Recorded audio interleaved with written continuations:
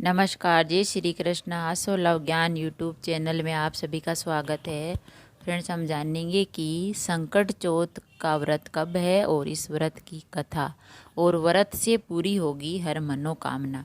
संकट चतुर्थी का व्रत है वो माताएं अपने पुत्र की, अपने संतान की जो है लंबी आयु के लिए, उनके भविष्य के लिए ये व्रत करती है। तो संकट चौथ की व्रत की कथा और व्रत से पूरी होगी हर मनोकामना। संकट चतुर्थी का व्रत करने से हमारी सभी मनोकामना पूरी होती है। प्रत्येक महीने में 2 चतुर्दशी आती है। अमावस के बाद आने वाली शुक्ल पक्ष की चतुर्थी को विनायक चतुर्थी तथा पूर्णिमा के बाद आने वाली कृष्ण पक्ष की चतुर्थी को संकट चतुर्थी कहते हैं। तो माघ मास के कृष्ण पक्ष की चतुर्थी के व्रत को बहुत ही अधिक महत्व दिया जाता है।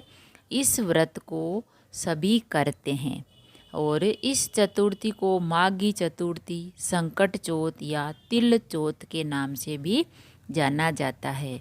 इस चौथ के दिन तिल कुट्टा बनाया जाता है और भगवान गणेश को भोग लगाया जाता है। गणेश जी की कृपा पाने के लिए वैसे तो कोई भी इस व्रत को कर सकता है, लेकिन अधिकांश सुहागिन महिलाएं इस व्रत को परिवार की सुख समृद्धि के लिए करती है। इस दिन भगवान गणपति की आराधना से सुख सौभाग्य में वृद्धि तथा घर परिवार पर आ रही विघ्न बाधाओं से मुक्ति मिलती है। इस दिन श्री गणेश जी की पूजा अर्चना से रुके हुए मांगलिक कार्य संपन्न होते हैं। माघ मास के कृष्ण पक्ष की चतुर्थी के दिन चंद्रमा के दर्शन से गणेश जी के दर्शन का पुण्य मिलता है। चंद्रमा को अर्घ देकर ही खाना खाया जाता है, तभी पुण्य मिलता है।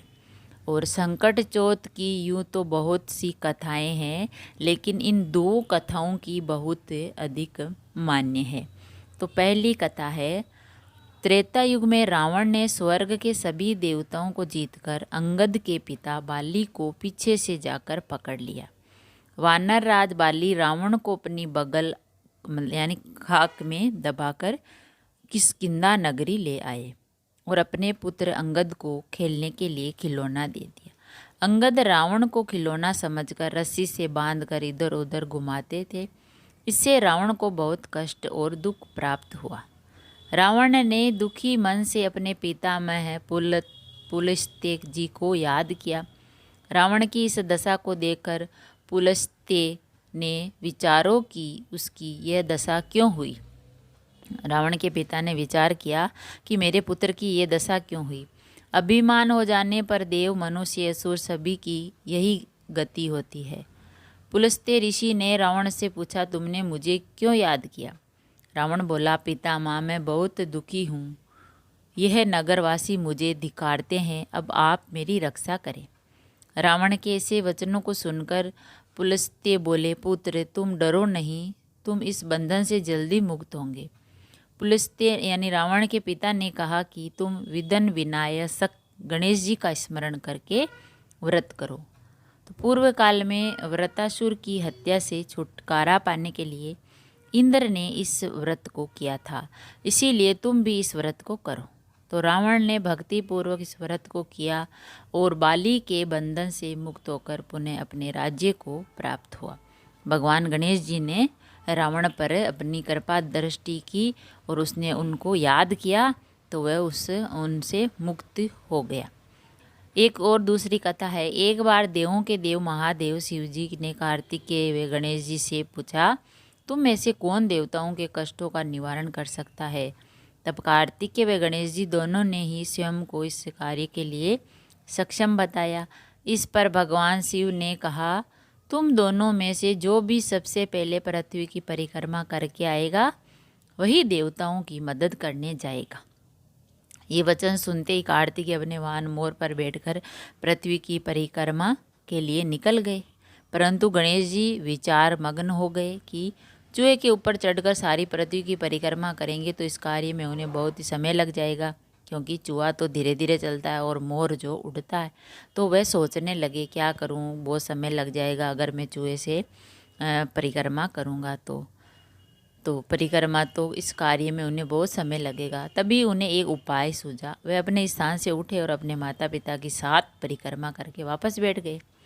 परिक्रमा करके लौटने पर कार्तिकेय स्वयं की विजय बताया। कार्तिकेय तो पूरी सृष्टि में घूम के आया, तो उसने सोचा मैं ही विजय हूँ। उसने अपने आप को विजय बताया। शिवजी ने गणेश जी से पृथ्वी की परिक्रमा न करने का कारण पूछा। शंकर भगवान ने पूछा, गणेश तूने तो हमारी ही परिक्रमा कर ली, पृथ्वी की परिक्रमा क्यों नहीं की, क्या कारण है इसका? तब गणेश जी ने कहा, माता पिता के चरणों में समस्त लोक है। ये सुनकर भगवान शिव ने गणेश जी को देवताओं के संकट दूर करने की आज्ञा दी और गणेश जी को आशीर्वाद दिया कि चतुर्थी के दिन जो तुम्हारा श्रद्धापूर्वक पूजन करेगा और रात्रि में चंद्रमा को अर्घ देगा, उसके सभी कष्ट दूर हो जाएंगे। तो फ्रेंड्स, यह 2 कहानियाँ हैं जो है संकट चौथ की। इसे तिल चौथ भी कहते हैं। इसका व्रत अपनी संतान की दीर्घायु के लिए, सुख समृद्धि के लिए, परिवार की सुख समृद्धि के लिए व्रत किया जाता है। और इस व्रत में तिल कुट्टा का भगवान गणेश को भोग लगता है और भगवान गणेश की कथा सुनने से हमें पुण्य प्राप्त होता है और हमारी सभी मनोकामनाएं भगवान गणेश जरूर पूरी करते हैं। अगर वीडियो अच्छा लगा तो लाइक और शेयर ज़रूर करें। ऐसी ही कथा कहानियाँ सुनने के लिए, जानने के लिए चैनल को सब्सक्राइब करें। थैंक यू, धन्यवाद।